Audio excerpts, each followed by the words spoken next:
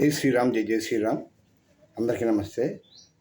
మరి మన హిందూ ధర్మాన్ని చాలామంది పాడు చేసి మన హిందువులుగా జీవించినటువంటి వాళ్ళందరినీ కూడా మా మతంలోకి రండి అని చెప్పి వచ్చి ప్రచారం చేయడం, అలాగే కార్డులు పంచడం, ఇవన్నీ చేస్తున్నారు. మనం ముందుగా మనిషి జన్మ ఎత్తామండి, అది చాలా అదృష్టం. ఎన్నో జన్మల పుణ్యం అయితే తప్ప మనం మనిషి జన్మ ఎత్తలేము. ఈ కలియుగంలో ఉన్నామండి మనం. కలియుగం ఇది. యుగం ద్వాపర యుగం కాదు, కలియుగం. కలియుగంలో ఉన్నాం కాబట్టి మనం కలియుగ దైవాన్ని అందరూ కూడా తరించి సేవించి తరించాలి. మనం బయట వాళ్ళని మన మతంలోకి ఎవరు ఏ హిందువు కూడా బయట వాళ్ళని మా మతంలోకి రండి అని చెప్పి ఏ హిందూ కూడా ఈ ప్రపంచంలో ఎవరు లేడని.